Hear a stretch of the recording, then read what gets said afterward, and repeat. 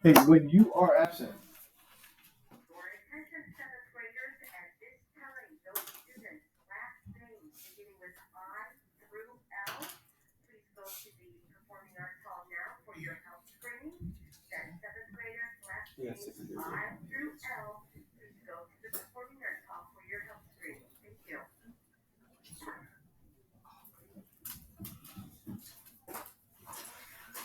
Hey, when you are absent. Oh, Elalavi's absent. I will extend your time by a day because usually if I assign it yesterday, it's due today. But if you're absent, I mean, and you're at home and you are not feeling good, I understand. You don't have to do your homework. I'll give you an extra day. I just have to go in and change the settings on that. And if that's the situation you think about, you can email or remind me, or I'll try to do it on my own. But I won't penalize you for that. So I will extend that. So if that does happen, if you get it done ahead of time, super. That saves everybody a little bit of time. But I just know that in some cases that is not going to happen, especially if you are really sick. You need time to rest and get better. And so I will give you an extra day. Hold on.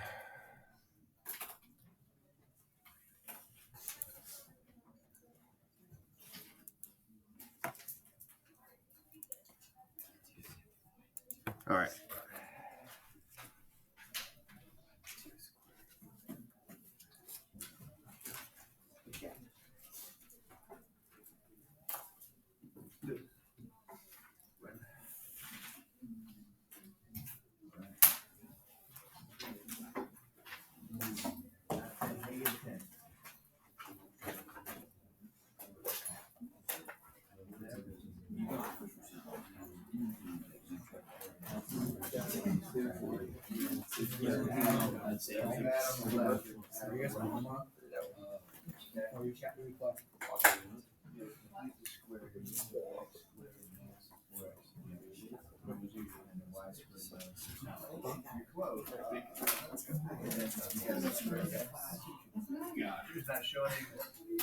I'm always complaining about it.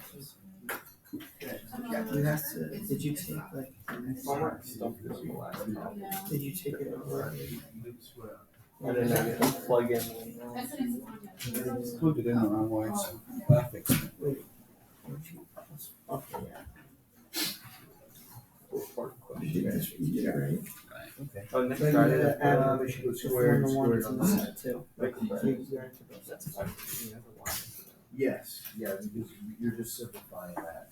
And it should equal, it should equal 20, but then your radius and your square root is 1 third.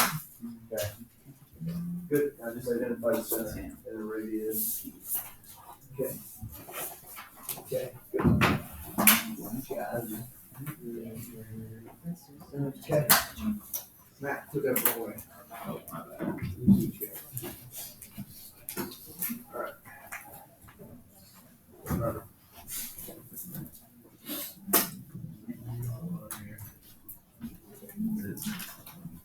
Are you gonna complete the square on that one as well? That's gonna be like. Complete the square on that one. No, you gotta complete the square, like you gotta add that spot after the 4x. Like we did here. For both of them. Check. Okay. Check. Okay. There. Yeah, technically make sure there's a plus in between that. And, okay. X.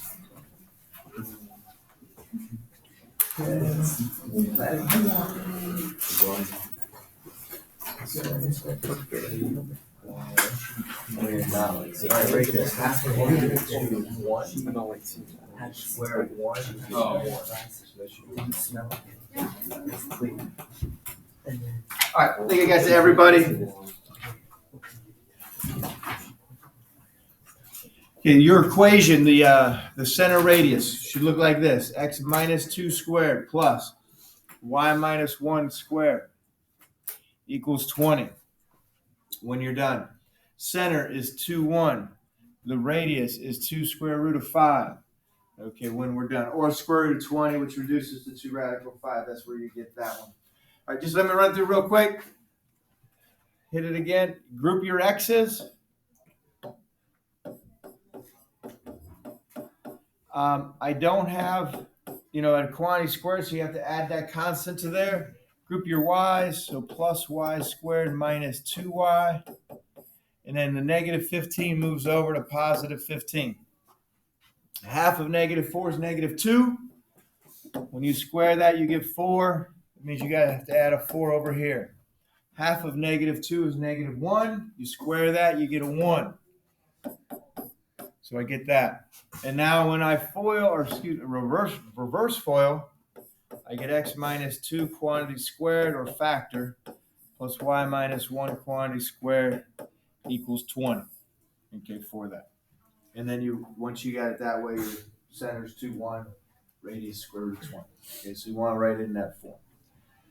I wanted to hit that just to make sure, give you another one of those. We're going to move into 2, 4. Basically functions. You got a lot of history with this. You've seen it before. A couple things though we're going to hit probably you haven't hit as far in depth. Defining a relation, defining a function. Main thing. Domain of a function. Given an equation. The domain are all the x values that you plug in for that. And we're not going to get through all of this. Actually, we should have a little bit of time, hopefully, to start the assignment. Because it doesn't take quite as long as I thought. All right, the definition of a relation. It's just any set of ordered pairs. Then there'll be a relationship between one set and the other. Okay, you could have, people in this class and you're scoring the first test. That's a relation. People in this class and the car they drive. That is a relation. Okay, it can also be obviously equations. Domain, you've been ingrained in your mind. Domain is x's, right? Range is y's. Domains are x's, ranges are y's. Okay, for that. A function, okay, is a relation. Okay, so first of all, it has to have a relationship between two sets, but each member of the domain goes to one and only one member of the range. It can only be paired with one term of the range. Now, for that little example there, the domains on the left, I would assume those are ages. Is that a function? Is each member on the left paired with one member on the right? Yes. These both go to 11. That doesn't matter. As long as Ellen just goes to one age, Dwayne goes to one age, that is a function. Okay, for that. Now down below, this is a case where it's not. The first person is paired with two phone numbers. So that means this is not a function because a member of the domain goes to two members of the range. So not a function. This is a good visual for something that's not a function. Now we deal with graphs a lot. So for graphs, you've learned in the past, is the vertical line test. If you have a graph, I think life's easy. You just got to say, hey, can I draw a vertical line? Does it hit it twice? If it does, it's not a function. If it can only hit it once, then it is.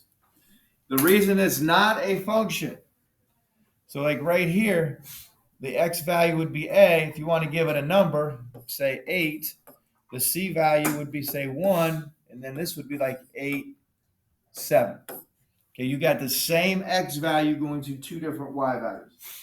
Not a function. All right, you got those two little cases there. First one, is it a function?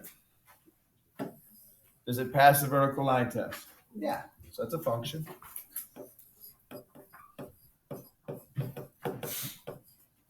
Now, I don't think you really need the visual, but I can still give it to you. It's a little bit easier for me. Okay, because that will only hit it at one point. Now, what about over there? Okay, hits it at, in that case, it hits it at 3 values. So not a function. Okay, so not a function.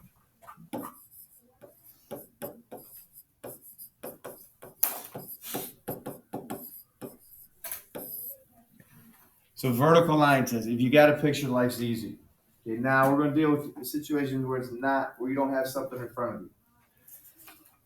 All right, when is something not in the domain of an equation, of a math equation? Two key things. Two key things. When finding the domain of a function, you need to remember these two things. Okay, division by 0 is undefined. You got a fraction. You cannot divide by 0. Okay, you cannot plug that number in and get an answer. And the second other key thing, the square root, or really any even root. We deal predominantly with square and cube roots, but if you took a 4th root or a 6th root or an 8th root, you cannot take the square root of a negative number because you get a complex number or an I back. Right now, we just want to have everything defined in the real number system. Okay, so the square root of a negative number is not a real number. All right, what does that mean? No zeros in the denominator. Okay, basically, can I have a 0 in the denominator for that? And it means you can only take positives under the square root. I need to amend that slightly. Square root of 0, does that exist? What does it equal? 0. You can take the square root of 0. So it says only positives and 0 under the square root. Okay, only positives and 0 for that. All right, so those are the key things. So when you look at an equation, you got to say, what will make the 0 in the denominator? Do I have a square root? I got to make sure I got positives or 0 above that. So for this one here, now we're going to graph these, but you need to tell me the domain without graphing them here in a minute. Do I have a fraction? Nope. So I don't have to worry about dividing by 0. So what has to be true about whatever's underneath the radical? Has to be positive or 0. Okay. So 2x plus 8. 2x plus 8 has to be greater than or equal to 0. And I just solved that. Solve that. So subtract 8. And I get x is greater than or equal to -4. All right, in your directions, I know I have it on your paper. What's it tell you how to write the answer? Interval notation, so that you can't give me that as an answer. What is that answer in interval notation? Okay, I just want all the numbers bigger than -4, including -4, bracket, -4 to infinity. All right, go ahead and graph it.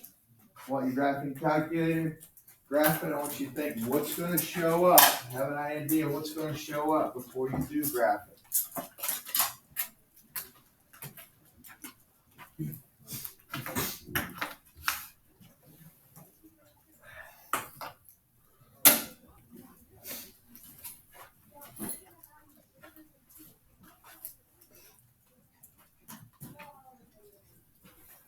So y equals square root of 2x, don't forget your x is up here next to that green alpha, plus 8. And I hit graph. Okay, I get this case here. So you got to understand that it does not exist to the left of -4. That graphic is not there. Okay, only from -4 to the right will it show up. Well, what's happening? Anything to the left of -4? If I go to my table, -4, it says 0, but then it says error. Get a negative underneath the square root? That doesn't exist in the real number system. So if something's not in the domain, it cannot show up on the graph. So know that relationship. Know that relationship. Everything to the right, though, there will be a graph. Now, you can't really tell as easily the range from an equation. Okay, at this point. All right, that second one.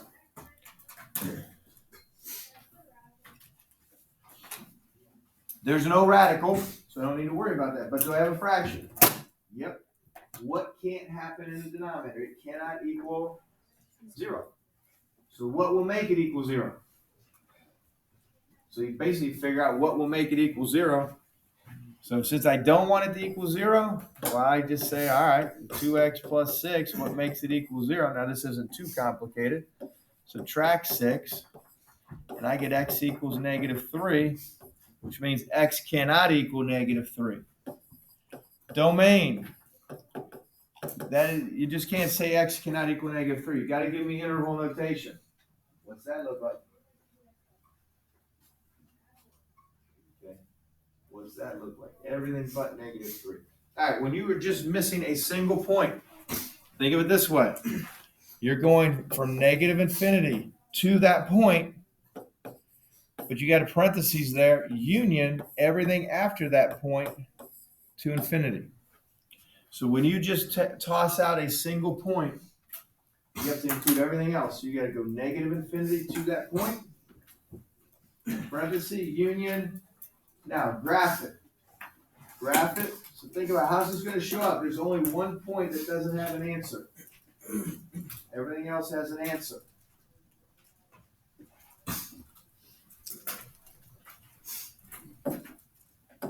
Now you got to watch depending on how old your calculator is. If you probably got one of your brothers or sisters, you might have to put the denominator in parentheses. Okay, I do. Y equals, I clear that out, 6 divided by. I have to use parentheses 2x plus 6. If yours automatically puts it in a fraction form, then you don't. And then if I hit graph,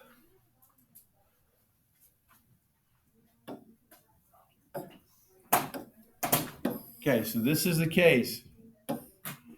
It includes everything but -3. So at -3, now we call that a vertical asymptote. You had that probably last year at some point. Okay, so to the left, you get that piece. So you're going to have two branches or two pieces. So it doesn't exist at -3.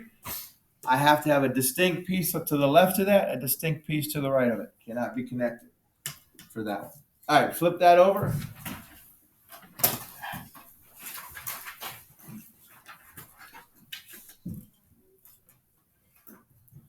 I write that in for the third one. H of x equals square root of 2x plus 7 divided by x minus 5.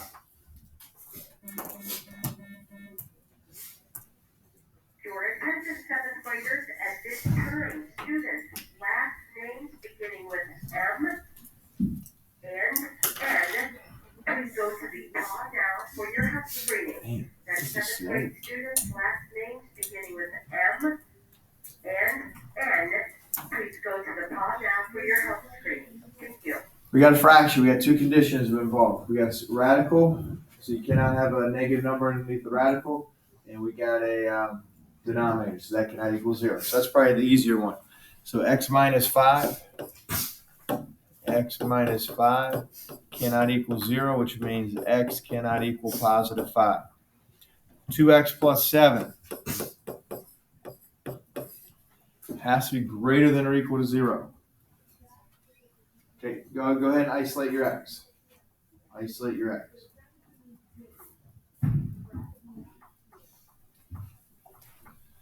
So you get subtract 7. X is greater than or equal to -7 halves. Now you can plug a negative number underneath here, but in the end, it can't be negative. Okay, so if you plug in like -1, it ends up coming back square root of 5. So that's fine. All right, now combine those two facts. This is basically an and. X cannot equal 5, and x has to be greater than or equal to -7 halves. All right, think about what your interval notation is going to look like. You got to be able to write this in interval notation.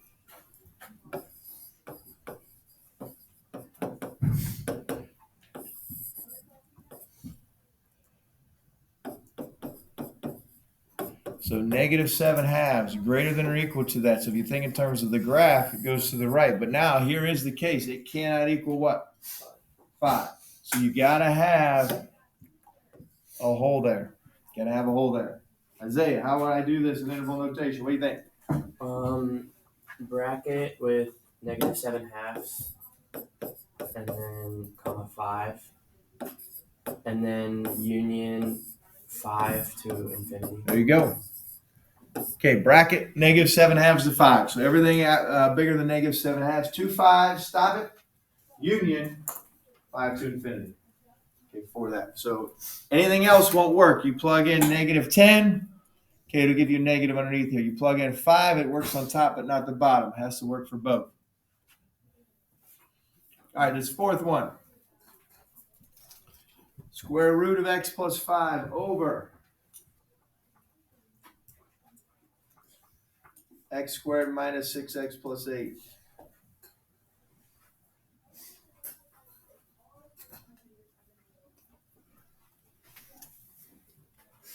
Okay, now x plus 5 has to be greater than or equal to 0.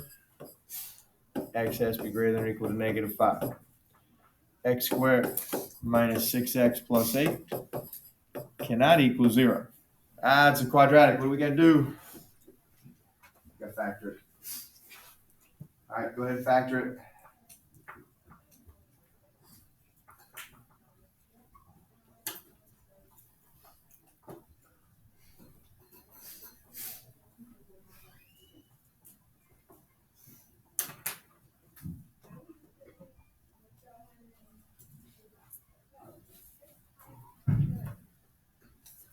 Gabrielle, what's it factor into? It factors into x minus 4, x minus 2. Good. X minus 4 times x minus 2. And then we get x equals 4. Cannot equal 4 or 2. Very good. X cannot equal 4, x cannot equal 2. All right, think interval notation. Go ahead and think through that. How are you going to list that whole thing? All those conditions. You got to be greater than or equal to -5. Same time it can't equal 2. Same time it can't equal 4. Okay, for all those.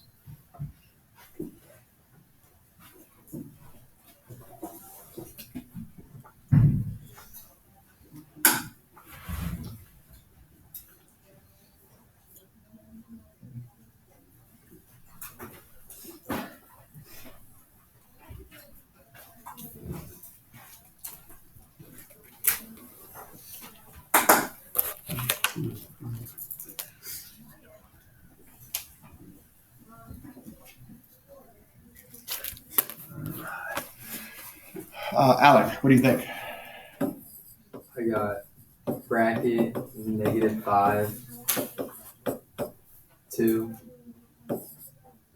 and then union, or with a parenthesis, then union 2, 4.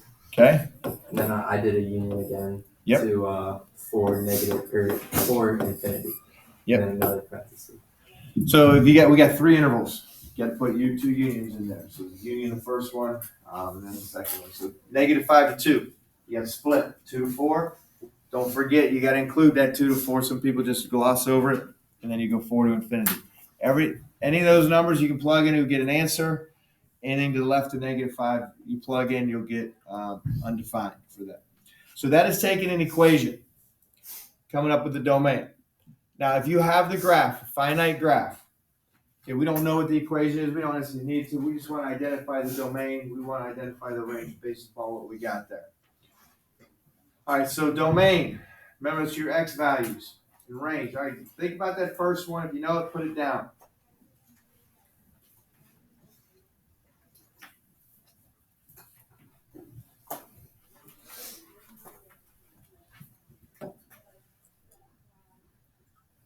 Let's see something here. All right. Gwen, what do you got for domain? What do you think for that first one? X is greater than -2 and less than or equal to 3. Okay, interval notation. Everything interval notation. So how would you write that as an interval? Bracket or parenthesis -2, comma 3 bracket. Yep, there you go. -2 to 3. That's all you get. And you're right. It's greater than -2, less than 3. So we got that one. All right. How about range? Ella, what do you think for range? Would it be parentheses 1 and 3 bracket? Not to 3. Does it go higher than 3 anywhere? Oh, 4. Yep, 1 to 4. And bracket. So 1 to 4 on there. So you go all the way from left to right. I mean, when you first learned this way back when, wherever it starts on the left and ends on the right, that is your domain. Range is where it's the lowest point to the highest point is your range. Okay, lowest point to the highest point. All right, now the second one has a little bit of a condition because we got 2 different pieces there. 2 different pieces. We have to account for both of them. The first piece, the domain, is bracket -3 to +1. Union. All right, what's your domain of that second little piece there? Josh, what would be the domain of that second piece? Would be 3 positive infinity? 3 to infinity, yep. So 3 to infinity. Good. All right, range. Range, -1 to 1 on the Y. Union. All right. What's the only Y value it hits that whole line? It's 4, right? So just 1 extra point. All right, when you got 1 point, we don't use brackets or parentheses. We just use braces to indicate it's a point. Okay? Because you can't list it as an interval. Like you can't put a bracket in a bracket because you're saying unless you have an interval. It doesn't make sense. So union 4. All right, I got two more. We're gonna finish the rest of it on Monday, but I got 2 others that aren't on your paper. I just want you to pay attention or just kind of look at these. Just going to do these out loud. I want domain and range. So take a look at this first one. Take a look at that first one. What would be the domain? How would we list it?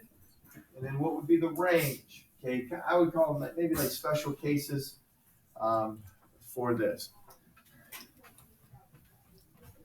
So domain here. All right, for that first one.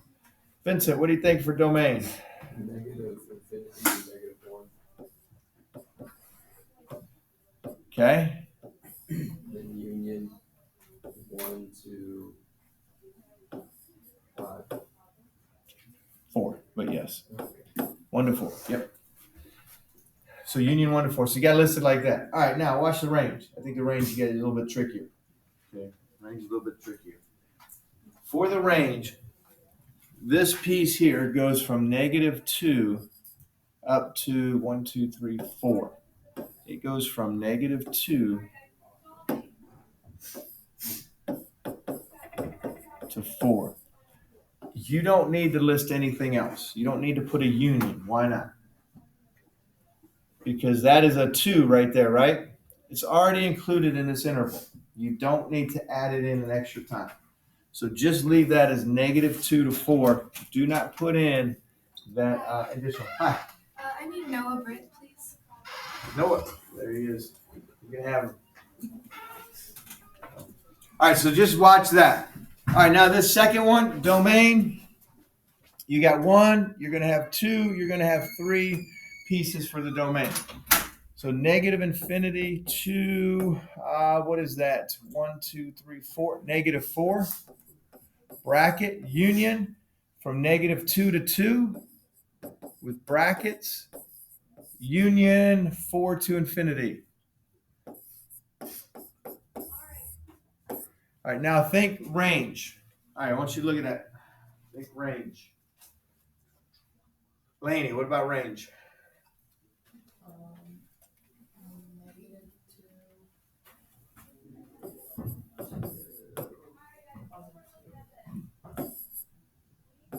Okay.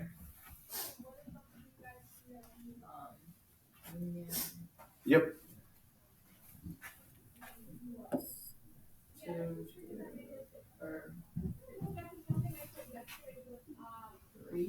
Union what? 3. Just 3. Just that number 3, because that's the only Y value it hits. It is a singleton, union 3. All right, so just wanted to go over kind of a little bit, like I said, those special cases. Let me backtrack 1 second. What if you have, let me throw it down here. We said that cannot, that can be greater than or equal to -5. What if I gave you h of x equals 1 over square root of x plus 5? Okay. since it's in the denominator, can it equal 0?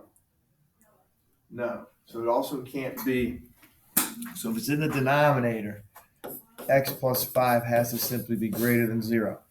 If it's in the numerator, it's allowed to equal 0. So you just got to be careful of that. That would have to take into account both ones. So x would just have to be greater than negative 5 there. So watch where your radical is, whether it's in the numerator or denominator. Okay. All right, I want to give you a little bit of time here. Okay.